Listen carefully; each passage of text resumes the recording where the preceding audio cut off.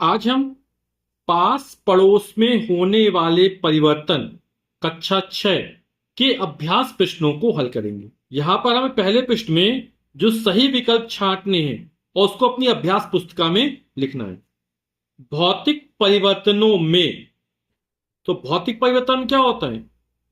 पदार्थ के अणुओं में परिवर्तन होता है, ये गलत है। पदार्थ के अणुओं में कोई परिवर्तन नहीं होता, ये हमारा सही है। नया पदार्थ बन जाता है, ये भी गलत है। और कोई पदार्थ नहीं बनता, ये भी गलत है। तो हमारा ये जो दूसरा विकल्प है, पदार्थ के अणुओं में कोई परिवर्तन नहीं होता है, ये सही हो जाएगा। ख नंबर है, निम्नलिखित में से कौन सा प्रत्यावर्तित परिवर्तन है? तो प्रत्यावर्तित परिवर्तन किसे कहते हैं?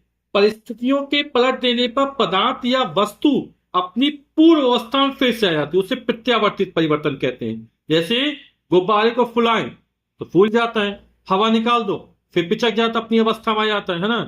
गीली मिट्टी से आकृति बनाओ, फिर बिगाड़ दो, फिर दूसरी आकृति बनाओ, तो ये प्रत्यावर्तित परिवर्तन है। तो यहां पर कौन सा हो जाएगा?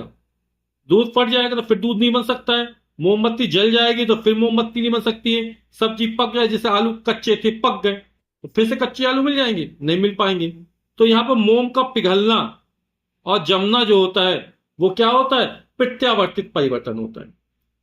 ग नंबर, ज्वालामुखी का फूटना मंद परिवर्तन है, अनुकूल परिवर्तन है, प्रत्यावर्तित परिवर्तन है, अनियमित परिवर्तन है। तो इसमें कौन सा हो जाएगा? अनियमित परिवर्तन हो जाएगा। प्रश्न संख्या 2 है, रिक्त स्थानों की पूर्ति अपनी अभ्यास पुस्तिका में करिए।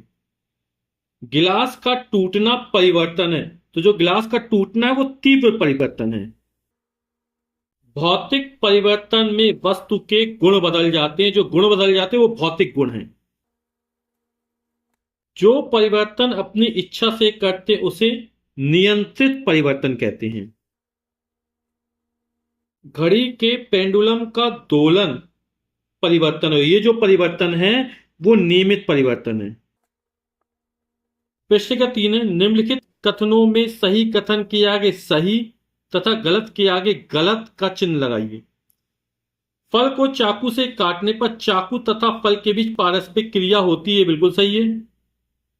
प्रत्येक परिवर्तन के पीछे कोई ना कोई कारण अवश्य होता है, यह भी बिल्कुल सही है। चावल का पकना भौतिक परिवर्तन है, चावल अगर पक जाएंगे तो फिर कच्चे हो सकते हैं क्या? नहीं हो पाएंगे ना। तो कैसा चावल का पकना? रासायनिक परिवर्तन है, क्या भौतिक परिवर्तन है, तो ये क्या हो जाएगा? गलत हो जाएगा। प्रश्न संख्या 4 है, निम्नलिखित प्रश्नों का उत्तर दीजिए। का नंबर, परिवर्तन कितने प्रकार के होते हैं? तो परिवर्तन कहते किसे हैं? वस्तु की अवस्था, आकार, रंग, स्वाद एवं गंध में जो निरंतर बदलाव होते रहते हैं ना, उसको अपन क्या परिवर्तन कहते हैं।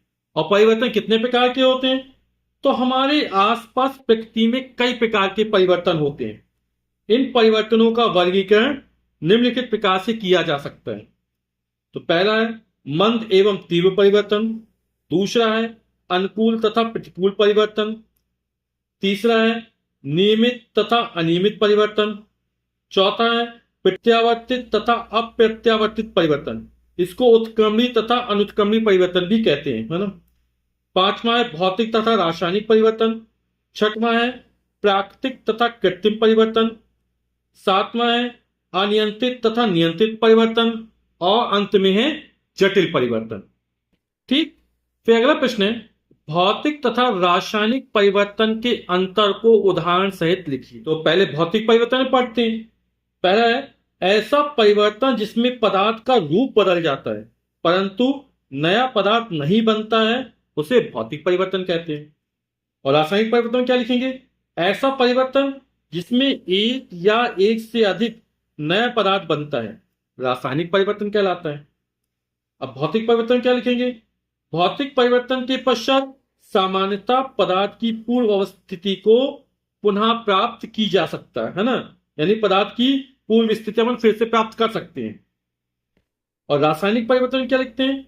रासायनिक परिवर्तन के पश्चात सामान्यतः पूर्व पदार्थों को प्राप्त नहीं किया जा सकता। भौतिक परिवर्तन उदाहरण क्या हो जाएंगे? गर्म करने पर लोहे का लाल होना, है ना, और मोम का पिघलना तथा जमना। और रासायनिक परिवर्तन क्या लिखेंगे?